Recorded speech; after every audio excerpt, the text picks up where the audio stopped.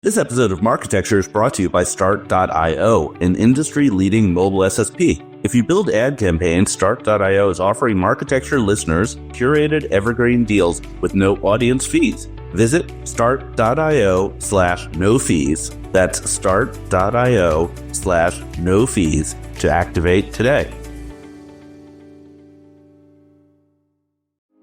This podcast is brought to you by Azerion. Azerion is one of the world's leading full-stack digital advertising partners for 300-plus agencies and 2,500-plus brands. Their proprietary platform, called Azerion Infinity, seamlessly integrates the capabilities of owned and operated DSP, SSP, DMP, and ad server technology to drive incremental performance value and efficiency across the full marketing funnel. At Azerion, they offer custom audience activation, leveraging cookie identity data and contextual signals to engage users across digital, CTV, OLV, DOOH, audio, in-game channels, everywhere else. Choose between direct or PMP activation, leveraging world-class trading teams to deliver top-of-plan results, or alternatively, access audiences through a data-connected PMP as a market leader in the sell-side curation category. That's Azerion, the sponsor of this podcast.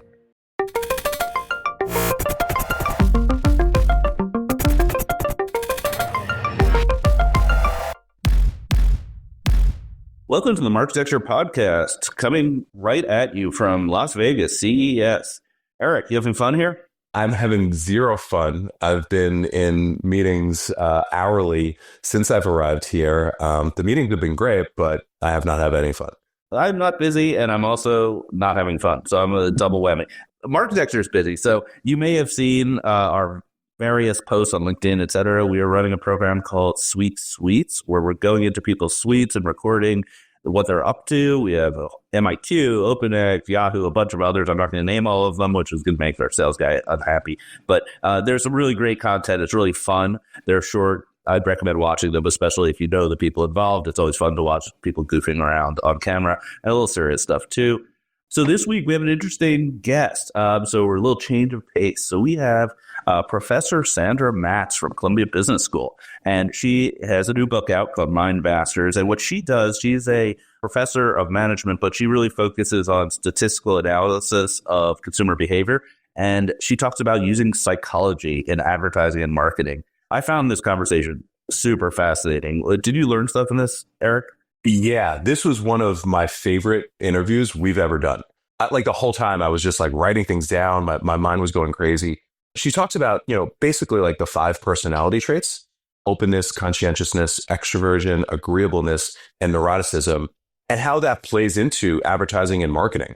And, how if you play this out, you could use these in a way to help influence purchases, help influence sales. It's so cool. Yeah. To, really apply research to this stuff that we do.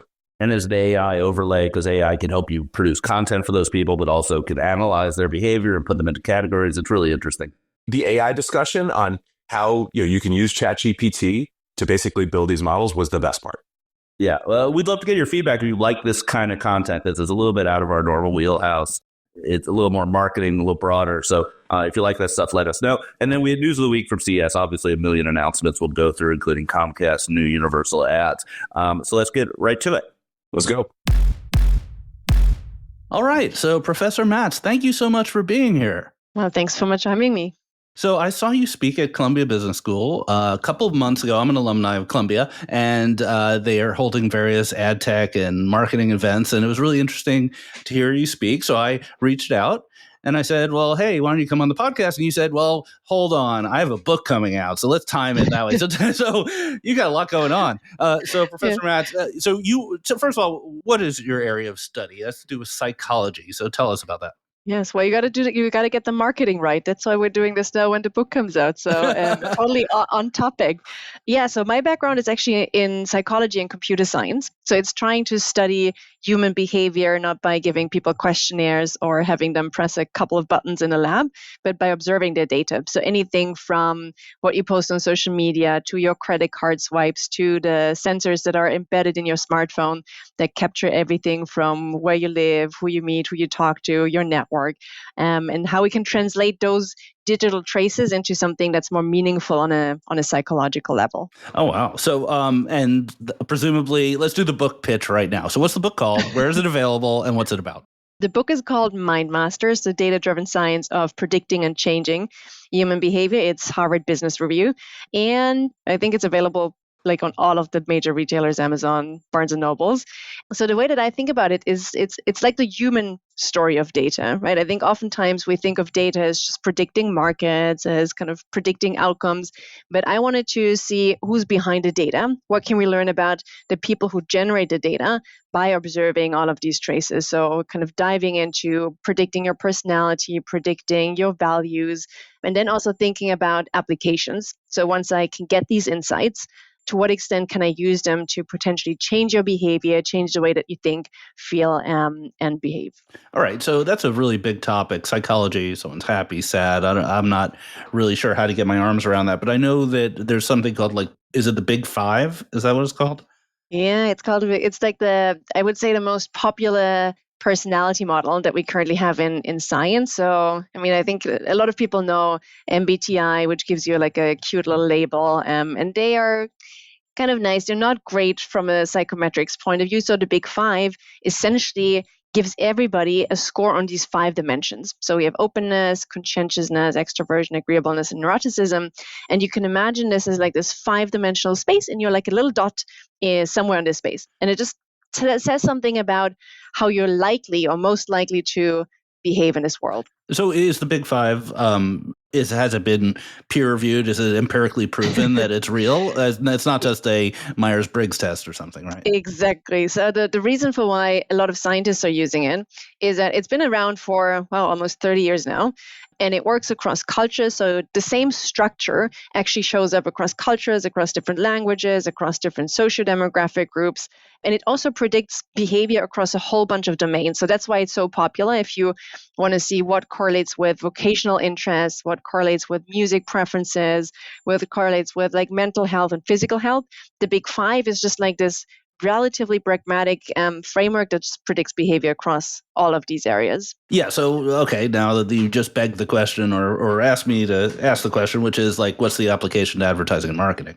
So the way that I think about it is actually it's an equivalent to what we used to do for centuries, right? If you think about like any offline conversation that you have, it's to some extent customized to who's on the other side. You don't talk to a 3-year-old in the same way that you talk to your boss or that you talk to a good friend of yours.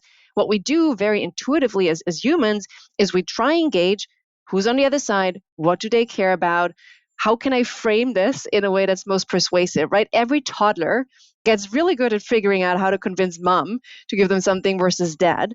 And I think as we move to the online world, that got lost a little bit, right? Because it was essentially now you're a number in the system. We talk to everybody in the same way, same with like TV advertising. And now we're gradually shifting back to saying, okay, I can use the data that you generate to make predictions about who you are, and not just on a behavioral level. So it's not just that I know what you bought and maybe kind of the places that you've been to, but on a much more holistic psychological level. And then I can use these insights to say, okay, maybe I can offer you different products, because as an extrovert, you might be interested in different activities than an introvert. But I can also change the language. Right? If I want to market a beauty product to you, for example, I would probably sell it very differently to someone who I know thrives in like these exciting social environments versus someone who kind of prefers to be home by themselves. Tell me about the study you did with Facebook data, because I saw it when I saw you at the presentation. I thought it was just fascinating what you were able to do there. Yeah, there's a couple of studies, but essentially, I think one of the first ones was actually in the context of beauty products. So this was a study, and it's like almost 10 years ago now that we did this. But essentially, what we tried to do so we were approached by a beauty retailer, and their ask was, well, we have all of these products. How do we pitch them to different types of personalities, right? So why is it that people buy beauty products? For all kinds of reasons. So what we said is like, okay, can we divide an audience into women that are more extroverted? So those are the people, like the women who kind of thrive again on social interactions. They love to be the center of attention. And then more introverted ones who prefer the peace and quiet of their own comfort, if you want. So you can imagine we just teamed up back in the day with a creative team of the beauty retailer, and we came up with different ads for these different groups. So the extroverted ads would always be like women on the dance floor. And I think the copy said something like dance like no one's watching, but they totally are. So playing with their need to be the center of attention. And then you have the introverted ones It's like usually one woman in front of the mirror or like in a quiet setting. I think the copy would say something like beauty doesn't have to shout. So you can see it's pretty simple, right? It's just taking the motivations and playing into these motivations. And I think that's the interesting part is how do you get to extroverted and introverted women, exactly. right? So I was going to ask. Exactly. And so it's not something off the shelf that your Facebook targeting platform allows you to do. If anything, I think they've changed it. They've made it a lot more restrictive since some of the major scandals. So you used to be able to target sexual orientation, political ideology. That's off the table. And you were never able to target personality, even though I should say they have a patent from 2015, Facebook, to predict personality from their data. So the fact that they were very surprised when Cambridge Analytica happened. But what you can do is you can essentially, what we know from science is that certain interests are associated with certain personality traits. So if you're extroverted, you're more likely to like going to parties, like something like beer pong, cheerleading, all of the fun stuff. And then if you're introverted, you're more likely to like computers, reading, manga, role playing. So there's like hold on, that's fun stuff too. Yeah. Like, hold on, I object to the characterization. Right. Okay. Well, anyway, keep going. So you can sort yourself, right? So you and that's the interesting thing is that that's something you can target, like on these platforms like Facebook, Google, you name it. And so now, because we knew empirically that some of these interests are related to extroversion and some of these interests are related to introversion, we could essentially define these audiences based on the interests that people had. And it's an extremely crude way of targeting, right? Ideally, we would get all of the data of the people, we would run it through our models and then have a personality profile for each person. What we did in this case was just say, okay, if someone is connected to the interest of partying, that person is in the extroverted bucket. If someone is interested in reading and books, that person is in the introverted bucket. So extremely crude way of targeting. And then we just had our extroverted and introverted audiences, extroverted, introverted ads. And the idea was if there's a match, right, if an extrovert gets an extroverted message, introvert gets introverted, they would be more likely to purchase. And that's exactly what we found. So what we found is like a 50% increase in this case, the conversion rate. So how often did women buy something compared to how often the ad was shown. And that's a big lift, right? If you think about the fact it's super crude targeting, and the only thing that we changed was the ad that people saw on Facebook. So once they go to the beauty retailer's website, it looked exactly the same. So it's a pretty substantial effect just by playing into people's psychological motivations. So not everyone has the benefit of, well, not every platform has the benefit of Facebook's data, knowing someone's interested in partying or something. Do you think this is applicable to more anonymous environments like the open web, or maybe like what Netflix knows about what people watch? Do you think those same techniques can work? Yeah, so there's, I think, a couple of things.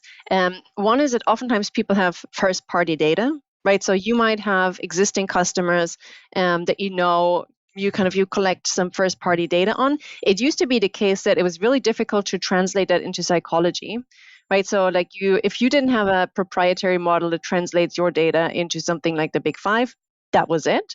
Now, with generative AI, there's essentially an open source tool that you can just pop, and it's remarkably accurate. Like you can just pop any data and say, hey, here's the purchases of someone, here's the websites that they've visited, here's everything that I know about them. Who do you think that person is when it comes to the Big Five personality traits? It's not perfect, right? So the same way that our original models were never perfect, it makes mistakes, but it's pretty damn accurate. And I think that is totally democratizing access, right? Because like you can use first-party data in a way that you couldn't use before. And you can also say, well, here's the options that I have for targeting people on the platform that I'm using. Which ones do you think that I should pick to reach an audience that is extroverted? And because ChatGPT has read the entire internet, they have like a pretty good sense of what that could be, because they know what the Big Five are associated with. So there's a way that we can do this now at much larger scale without having to have these proprietary models. What's that tool called? Do you remember? Oh, the tool. I'm just talking about ChatGPT. Oh, you're just talking about ChatGPT. Oh, I thought you was a plugin or something. Any off the shelf. So that's, I think, the remarkable thing. Right. So any off the shelf LLM knows everything about psychology. Knows how to translate your behavior into something that is. And it also means we talked about the Big Five, right? So we're only always limited by, well, we're going to use the Big Five because that's what we have data for. It doesn't really matter today. I can just say, well, right now I feel like I should be predicting your values, or tomorrow I should be predicting your moral foundations if I want to advertise in like a more political space. Those models can predict whatever you ask them, and because they know everything about psychology. So there might be a parameter that's not one of the big five that's still useful, like how religious someone is, I guess could be one example. Yeah. Or like if you think about the health space, right? There's something that we call prevention versus promotion. To what extent are you trying to get better at what you're doing, or to what extent are you trying to prevent you from getting worse? So there's like very much depends on the context which ones might be the most interesting. Is this better or worse for privacy? Well, what is the comparison? What's the counterfactual? Okay, so yeah, so let's say the comparison is cookies that tell you everything the person did across a lot of different websites and activities. And now we're in a world where maybe you can identify the person specifically, but you can make a judgment about what they're like. I think it's a great question, because I think for me, the main difference is perception, right? So was it always extremely intrusive and invasive if I had access to all of your data? Absolutely. Because like a computer could make sense of like millions of data points, right? A computer doesn't necessarily need 5 personality dimensions to understand who you are. But what I think is different is that people suddenly realize, hang on, you can take all of my spending records and you can translate it into an understanding of whether I'm impulsive or neurotic or open-minded or like you name it. I think just people's perception, it feels a lot more intrusive, because that's how we think as humans, right? We think of humans not as like, oh man, it's like GPS records and it's purchases. It's like a person. It's dependent on the person, right? Because, for one person, this might be intrusive. For another person, it's like, whoa, will the ads and offers I get be that much more relevant and tailored to me based on all of this data that it's actually more of a service? So I think it's fascinating that it depends on where you sit on the side of it. And I think that's true. So I think when I think of it as intrusive, like I'm mostly talking about there's someone who has a better understanding of who I am and what I want. And then the second step, you're absolutely right, is what is that a good thing or a bad thing, right? Because and you said it, like there's just no way that we can consume all of the information that's online. So there needs to be some way of filtering like what we see and how we get to the content that we want to see, the products that we like. And right now we're doing this purely based on past behavior, right? So if I look for a camera on Google, that camera equipment for that camera is going to follow me around for the next 4 weeks, and I either don't want it anymore or I've already bought it. Like personality, what I like about it is it sits kind of in the sweet spot. It's not exactly like your past behavior to future behavior, but we're saying, well, hang on, maybe camera is an indication that you are like more artistic or open-minded, and then you like to explore. So now, once I have that, I can still recommend things that are somewhat in that realm, but not exactly tied to that camera. So I think personality is a way in which we can still let you explore a bit more, but in a realm that you still kind of show some affinity, and it's not just completely random. So I totally agree. I think there's so many use cases where this is actually extremely helpful. What practically should our listeners who are involved in day-to-day advertising be taking away from this? Is there something they can go back to their desk and do? I know that's not your realm as an academic, but actually it'd be interesting to hear what your top of your mind thoughts are. Yeah. I mean, so the one thing that I always pitch to practitioners is that if you can, make it a two-way street. So like I think oftentimes what we do is we just advertise online, and we find people, and it depends a little bit on whether you already have a connection, right? But like the moment that you have customers that are willing to engage with you, there's a risk of like doing all of these passive predictions and just broadcasting to people. Because first of all, it feels like a little bit more creepy, right? So you're just harvesting data, and you don't really have any transparency, and you're going to make mistakes. So as I said, those models, they're pretty accurate on average, but they constantly make mistakes in predictions. And that's frustrating, because if you get it wrong and you think that person is someone who they're not, that just means that you're not maximizing your efficiency, right? Because you're sending them stuff that they're not going to buy, and they're having a terrible experience because they're now seeing stuff that they don't want. So they're much more likely to leave you. If you can actually have consumers engage with them and say, look, here's like, we're trying to help you find the stuff that you're interested in. And you see this, I think, happening a lot more with applications. So like you go through like an experience, and they really kind of show you that they want to improve the service, and here's how they're doing it. So you have like interactions with consumers, which reduces the risk of being seen as kind of creepy and just you losing your reputation and trust. Plus, you're going to be much better because you have the user input in addition to the predictions that you can make. So I think that for me is the most promising way forward, in which we can, again, move it from it's just intrusive in a negative way to actually there's like a lot of understanding and it's helpful. It seems to me like the first step would be to understanding what the overlay is between psychological traits and your product or offering. I mean, it could be that your product's only for extroverts, so that split isn't useful. But if you could take, I don't know, product reviews or interviews with customers or whatever sort of text-heavy content they've given you, and then ask like ChatGPT to figure out what the personality attributes are, that seems like a really helpful first step. There's different ways, right? So you can either say, well, here's like what we know. ChatGPT, tell me, what do you think is the personality affinity? It's probably going to do a decent job. You could also just say, well, who are the people who have bought this product before? And if we can have their personality, we can essentially just kind of create this personality profile of all of the products that you have. What I think is perhaps even more interesting when it comes to personality is that you're not limited to like one affinity group, right? Oftentimes you can just think of ways in which you could make a product exciting for different groups of people. And because it's it's personality, right? We can all deal with it. Once you give graphic designers a description of what it means to be extroverted or agreeable or neurotic, they will have a sense of like, okay, how do I make this camera interesting for someone how do I make this product interesting for someone who's open-minded? So for me, the fact that we were traditionally just trying to figure out who's the one target audience for this product, I think almost breaks down a little bit because we can now go, maybe that's the one that we start with, right? With limited resources, that's probably what we want to go for. But the moment that we have more resources and we want to try and reach a wider audience, we can actually say, okay, here's a group that we haven't traditionally attracted, but how do we make it attractive? Right. I'm wondering what a designer would say if you asked them to make an ad for neurotic people. Is neurotic? Hilarious, yeah. Neurotic has sort of a negative connotation in a commonplace usage. Are you? Is that the case in the way you're using it? So neuroticism is actually one of the interesting traits because there it's not entirely clear how you want to do it, right? So like people who are neurotic are usually the ones who fluctuate more in their emotions. And as you said, it's not always a bad thing, right? So like the completely emotionally stable people are essentially psychopaths.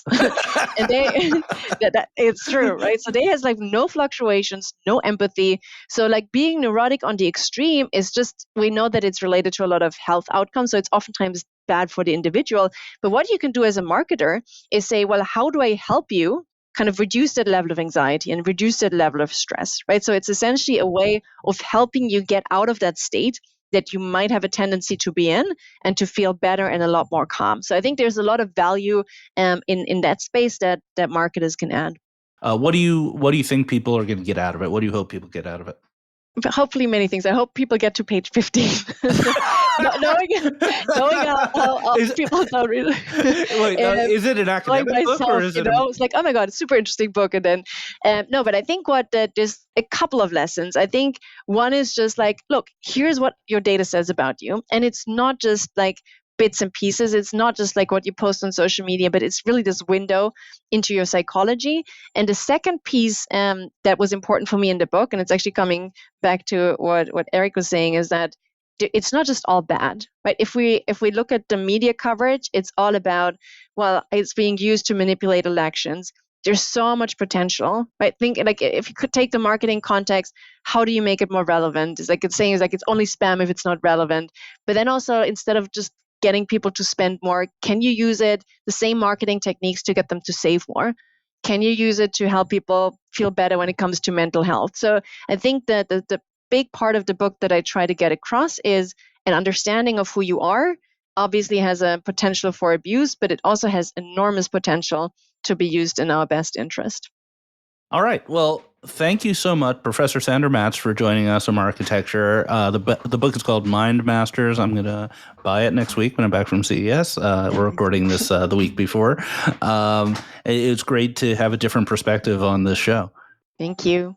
I'm pre-ordering it right now, actually. This is so fascinating.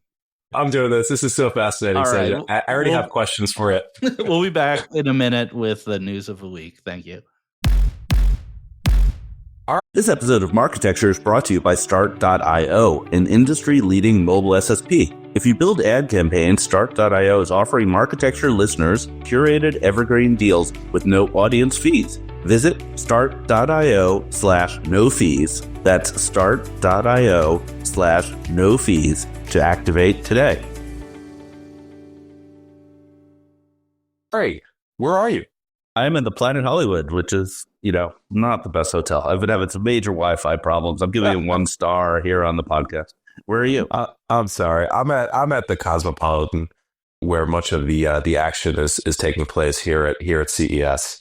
I think we've had 2 different experiences from our initial prep call. Yeah, I've been doing 10 meetings a day, and you have not. I've not. I've been really not slacking. You could call it taking it easy. You could call it slacking. My team, the Marketecture team, is working their asses off. ATG, Jeremy, we got Nicole Pruis, who's our spokesmodel for the week, and we're in people's suites. We're taking videos. It's awesome. But I don't have anything to do. I'm just in the way. I'm not a producer. I'm not the talent. So I'm just leaving them to do what they do. And then I wander around the ARIA lobby trying to have random meetings. It's pretty low key. I don't have any regrets, though. No regrets. I'm going to send you 11 calendar invites for today, and we'll fill that schedule. So, okay, you've been meandering around the ARIA lobby. For those who are unfamiliar with CES, basically the ARIA and Cosmopolitan are where all of the meetings are held, all of the ad tech and related people hang out and connect with each other. And there's in the ARIA, there's a space where companies do meetings in their suites. With your run-ins with people, what's the vibe check? What are people talking about? I think a lot of CTV, a lot of retail media. It's kind of always that's always what everyone wants to talk about. I think that we'll get to the news, but Comcast's announcement of universal ads is the one I'm most interested in. I think that was a really interesting announcement, and there's just a lot going on in CTV. Last week's announcement, or 2 weeks ago, about Google allowing fingerprinting. We covered that, or Alan Chappelle covered that in this week's Monopoly Report newsletter, so I'd read that. Just a lot of jockeying. I think CTV has got to a maturity state where people are now jockeying for share instead of inventing things from scratch. Yeah, that makes sense. So a couple things. Number one, people are still talking about curation a lot. I think the Audigent deal woke a few people up in terms of the opportunity. And there's, still a lot of talk about, and this is maybe a little bit skewed towards legacy platforms and, some of these next gen programmatic startups. Well, how can we get into this game in a differentiated way? I think curation is going to continue to be a big conversation in 2025. That's sort of thing one. Thing two is surprising to me, where I think that the CTV to retail media ratio in terms of my conversations of what people are focusing on, what people are building towards, it seems to me 70-30 towards CTV, which is a big shift. Everybody was trying to get into retail media for a long time. And, now everybody's trying to figure out their CTV strategy. So that was surprising to me. And then just, there's a general sense of optimism, which feels really good, obviously. Retail media is still super exciting, but I think people have a hard time getting into it. Retailers have very long lead times, so it could take years for them to build a program. And on the buy side, it's just it's incremental. Each single retailer they work with is just another project, kind of. So it's less dynamic. But the money's there. Yeah, I agree. I continue to come away thinking that this concept that we've talked about on the pod for as long as we've been doing the pod. Some sort of aggregation play, some sort of way to, bring non-endemic demand to retailers, some way to aggregate retailers into a curated or network-like vehicle seems to be a bigger opportunity this year than it was last year and than it was in 23. Two different things. There's the non-endemic where we see a little stuff going on. And then there's the network especially in the grocery category. So I think Kroger's is kind of doing something. Kroger's is doing something with as a network. But yeah, you just have this fragmentation problem where not everyone is Uber, not everyone is, DoorDash. And how do you help those retailers? But then it's the number 3, which and is it Andrew Lipsman that talked about on the pod a couple weeks ago, the Wawas of the world. More and more of those are coming online, and that's I think the other aggregation play. Ari is now showing me live from Las Vegas a Wawa sandwich wrapper. Wawa, I got the Wawa backgrounds here, I guess I would call it. Yeah, out of a strange confluence of events, I happen to have Wawa wrapping paper, the stuff they put the sandwiches in my hotel room in Vegas, even though there's no Wawa within 3,000 miles of here. And, I don't know, things get weird when you do a pod every week. People listen and they start doing weird stuff like bringing you Wawa swag in Vegas. That's awesome. So, you have fans. I think it's great. The fans love you. The fans love me, I guess. All right, news of the week. Let's get it kicked off. I agree that maybe it was like the first announcement, but I think probably the most interesting one, and one that's certainly on everybody's lips, is this Comcast Universal program. Why don't you take us through it? Yeah, so Comcast had announced Universal Ads, and effectively it's SMB self-service TV ads, which is a theme we've talked about on this pod quite a bit because we're both involved with Vibe and TV Scientific, respectively. And, Comcast has enormous assets here. They have Freewheel, they have Beeswax, so they have the tech to make it work. They have the inventory from NBC. They have the existing sales force with Effective. And there's always this concept that as streaming disrupted linear viewing, the sales channel would also be disrupted and changed. And Effective, the traditional local advertising group, still has a pretty big ticket price. Like that is for like car dealerships and chain restaurants. They're spending tens to hundreds of thousands of dollars on local ads. There's a different market for, direct response, very small businesses, $100 budgets, and also people like app install companies or Shopify merchants. And those folks have traditionally not been part of the TV ecosystem. And Comcast is putting its foot out there, and it's going to do that. They also, part of the announcement was that they also are going to do it with some other supply sources. I think was it Fox that they were doing it with? Warner Brothers, Discovery, AMC. Yeah, exactly. And Roku. We should talk about that in a second. Yeah. Yeah, that's kind of interesting because Roku announced their own self-serve direct response system just 2 months ago. So we'll come back to Roku. Interesting. Yeah, I think it's great. So a huge validation of this thing that, we've been talking about, and the SMB thing you've been talking about in particular, and, validation for Vibe, which you're on the board of. I think that's awesome. Kind of thought A. Thought B is in the piece. I think I read it on, CNBC or whatever we'll link to on the in the newsletter. There was a lot of talk about, bringing Facebook advertisers, Google advertisers, to CTV, which again, I agree is the prize here. Maybe a question for you, given your knowledge of Comcast. So they have Freewheel, they have Beeswax. They, talk about some sort of, Gen AI capability to help build the ads, which I think is great. Remove one more level of friction. Do they have, the AI algorithm chops to really drive performance, or is this a little bit of a leg in? Hey, Mr. or Mrs. Dry Cleaner, $50, $100, we'll build an ad, let you run on TV, make it hyper local. Yeah, I don't know. The AI thing is a mystery to me. I don't know if they're licensing it for somebody or they're using off the shelf. It's very unclear from the announcement. I will point out that Freewheel has, I don't know, I want to say 1,000 engineers in Beijing. Freewheel is not an understaffed company. It's not being starved for resources by its big corporate partner like some ad tech companies. So they have the capability if they want to use it. I think I got a lot of congratulations because everyone just assumed this was running on Beeswax, which is my baby. So, I think congratulated you. I'm pretty sure 4 years later. Yeah, I know. I'm pretty sure it is running on Beeswax, so I'm feeling pretty good about that. Congrats, buddy. I do want to raise a question, which is it's a little unclear if this thing is actually live or not. Is this like a plan for a plan or a plan that's almost there, or is it half there? I'm getting kind of mixed news on that. So I'd love to know when this thing is a fully operational Death Star instead of just an announcement at CES. So I'd keep my eye on that. One other thing I want to mention is they brought on a sort of a product lead who we know, James Burrow from who we had on this pod maybe a year ago, experienced sort of West Coast product guy who worked at Snap, who understands retail, who understands algorithms.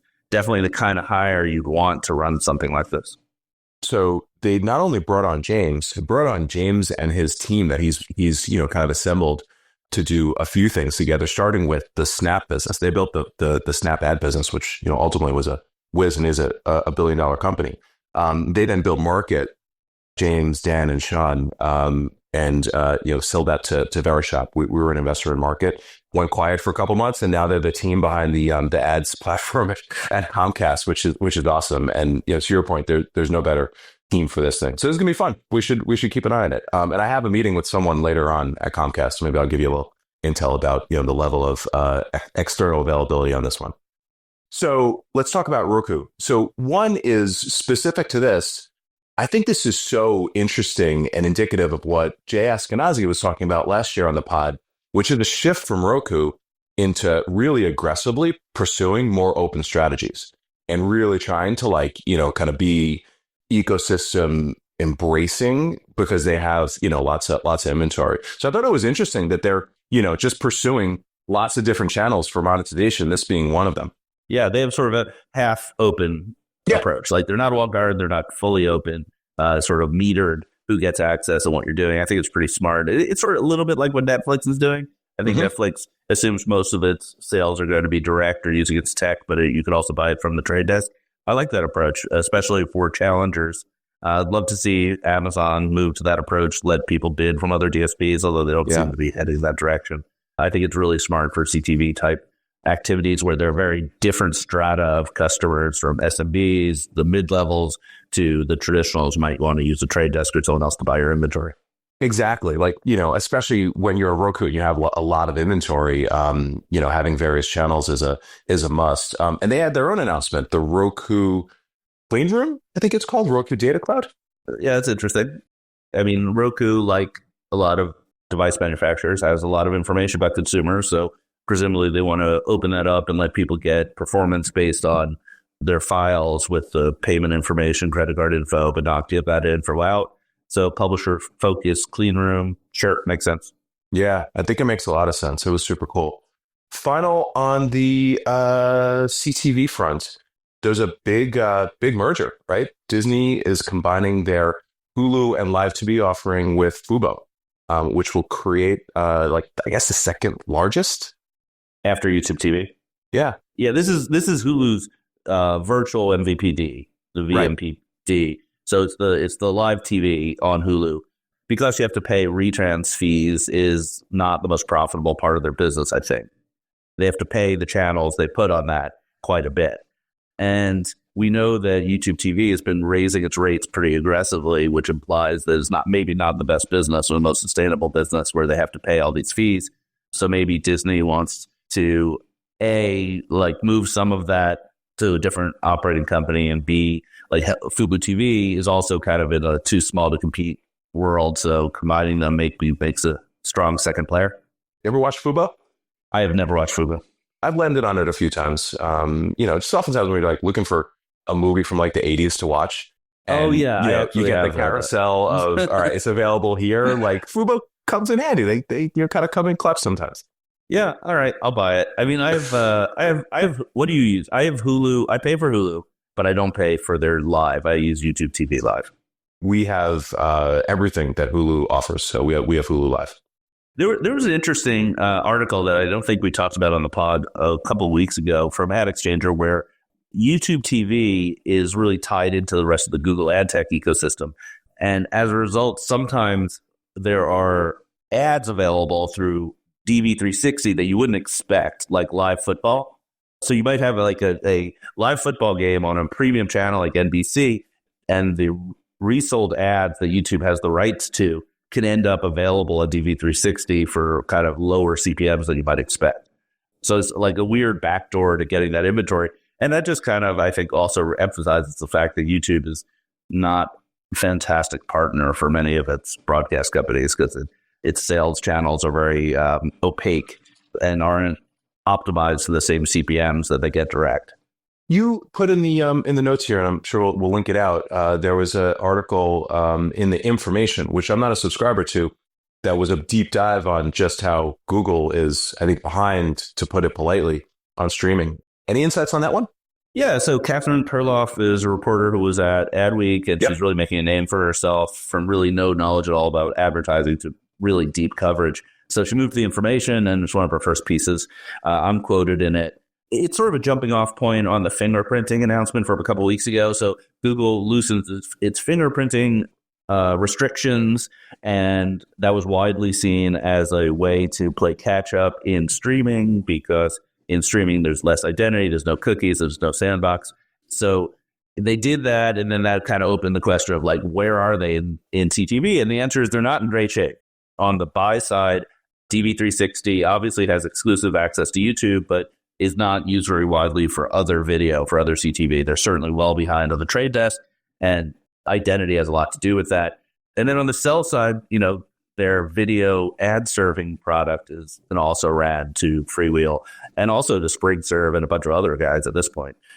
It's mostly used for sort of web video, not as much for long form. Their biggest customer was Disney, and Disney has built their own and migrated off it, I think. Maybe not migrated entirely. So it's really not been a winning area for them, and Catherine explores that and some of the reasons why. Do you think Google will ever get acquisitive again, just given how much things have evolved and changed with CTV and retail media and kind of like agentic AI, which is coming next? Or do you think that just given the to be determined future of the, Google business with, the lawsuits, everything is like on hold? I think that there was a rumor last year about HubSpot, and I think you would look for stuff like that. That's not in their wheelhouse right now because their wheelhouse is under attack from legislation and from the judiciary. But things that are sort of acquisitive that would help their businesses are clearly not part of a monopoly concern. I'd like to see them sort of emulate Microsoft's acquisition strategy, where they buy LinkedIn and they buy GitHub and then they buy Minecraft. And these are all sort of weird, interesting businesses that are profitable, that work with the whole, but aren't, doubling down on what they're already near monopoly on. Here's an interesting one. Experian launched a third-party data marketplace in 2025. You explain this one to me. I'm not capable. Okay. Well, Oracle Ads is gone, which means, no, whatever the, kind of legacy name for Blue Kai and some of those other assets. There's still a need for, unique third-party data. Seems like Experian just took a look at the market and said, hey, let's bring the third-party data marketplace back. And they're partnering with interesting companies.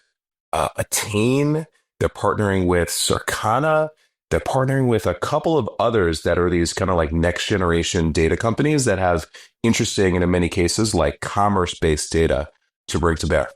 I mean, third-party data marketplaces, my understanding is that they're not great businesses, because you're a middleman. You're taking, a slice off of somebody else. As a standalone business, that's correct. But as under Experian. Yeah. Under Experian, they already have the identity. They already have a lot of other things. So I don't know. I like it. I like bringing that stuff back. Good to see it. And then one other thing that I think is interesting. So a lot of people are saying that the year of 2025 is going to be the year of M&A, and people expect, all sorts of craziness, and, the market's coming back. All that remains to be seen. I was quoted actually in a Marketing Brew piece. And I confirmed that, just with, our portfolio companies, particularly some of the top ones and notable ones, they're all getting a lot of inbounds. I think one of the things that we're going to see, the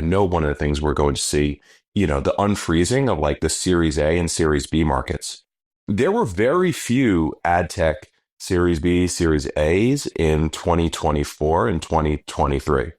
We've covered them on the pod here. Last week, prior to CES, Rembrandt, portfolio company of ours, raised a sizable Series A, $23 million. Speaking of third-party data marketplaces, so the lead was Superset, which is Tom Chavez, former Crux, and Rembrandt is founded by Omar Tawakol, former Blue Kai CEO, and a couple of interesting strategics, including the trade desk participating. Rembrandt is an amazing company. They help kind of with next generation ad formats like in-scene product placement, and they're moving into CTV. So A, I think it's directionally very interesting, but B, my sense is like the Series A, Series B is coming back, which I think is going to make a very interesting marketplace dynamic, and this is probably the first that we'll see of these types of deals. Yeah, that's really exciting. I'm happy to hear it. I know it feels like there's a lot of companies who got seeds a year and a half ago and are having a lot of traction. So that's what should happen, right? That's what you expect. I think also on Rembrandt specifically, this goes to my comment earlier about jockeying for share and innovation in CTV. The ability to enhance your creatives is now an area where people are spending more time Rembrandt, but also I think this week Curve, which is a competitor to Rembrandt, they did a deal with Magnite to bring sort of similar AI-driven overlays into CTV. So it's interesting those two announcements happen the same week. Absolutely. Shout out to Curve. Where Rembrandt is focused on is a little bit less like overlays and some of those interactive elements. What Rembrandt is doing, and it's like very fascinating. I think this is something that folks should pay attention to. They take video that is in post-production. So formerly it was like creator videos, YouTubers, TikTokers, so on and so forth. They would then use AI models to find appropriate placements to put, like a product placement or an in-scene placement. So they kind of prove that out. And, the next phase, and basically why they raised the Series A is you could do post-production in anything. You could do post-production in movies, in sitcoms, in, effectively anything. So, their vision is, CTV, and this is where it aligns with the Curve, needs new innovation around ad formats. So it's really, focused on that. So I think they're going to push the envelope on, what we might see in terms of, kind of next gen ad formats. Super cool company. Final note, this was, last week, the honey thing, I think it's fascinating. Like just from the standpoint. So for those who are not familiar, honey got called out by a YouTuber for, effectively gaming last click attribution and doing a whole bunch of other stuff. Ari, your article on it was a must read. The thing I think is fascinating about this, and this isn't a CES thing per se, is how all of a sudden attribution is being, kind of brought to the forefront. And, the entire world is learning about how kind of effed up, some of the stuff that, is endemic to ad tech is. The affiliate world is like, teenagers learning about sex. They think they're figuring it all out for the first time and no one's never experienced this before. And the adults are like, oh man, this is bad. Because like, this is not the first time that there's some YouTuber is like, you won't believe how affiliates are ripping you off. So I wrote this article about honey that wasn't that controversial, I don't think. I just basically said this is a scam and you should consider turning it off. And I got a lot of feedback. Some of my newsletters just go off like a dead fish, and other ones, like I get 10, 20 emails about them. And this was one of those where everyone had a point.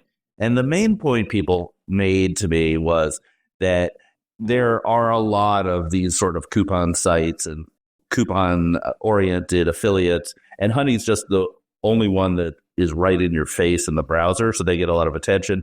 But it's part of the affiliate world, and e-commerce vendors are kind of used to it. They think it improves conversion, maybe, and it's not new for the merchants. It's like part of the ecosystem, and they kind of know about it. But maybe they're doing smart things. I have a really hard time thinking this is incremental revenue for them. That it's probably not incremental. It's negative incremental, but I still haven't heard from anyone who's like run a test or done anything that would prove that something like honey is worth. I would assume. I mean, PayPal spent over $1 billion on this thing, so I would hope that this thing works. Was it $4 billion or something? I think it was $4 billion. You're right. It was $4 billion. I would love if someone took you. So you ended your newsletter saying prove out the incrementality to yourself. Just shut off honey, shut off everything. Wait a week, wait a month, and report back. I would love if somebody actually does that, reports back. We can certainly talk about it. Yeah. All right. Well, I got a meeting, so I gotta hop. All right. Well, this was a great episode, and it's good to see you at CES, even if virtually from our hotel rooms. Yeah. I hope to see you at some point later on in the week. All right. Thanks, everybody. Take care, everybody. Bye-bye. Thank you for subscribing to Marketecture. New interviews are added every week at marketecture.tv and your favorite podcasting app.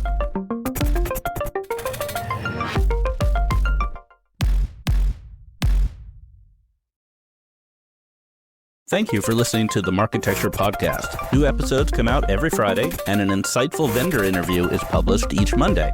You can subscribe to our library of hundreds of executive interviews at marketecture.tv. You can also sign up for free for our weekly newsletter with my original strategic insights on the week's news at news.marketecture.tv. And if you're feeling social, we operate a vibrant Slack community that you can apply to join at adtechgod.com.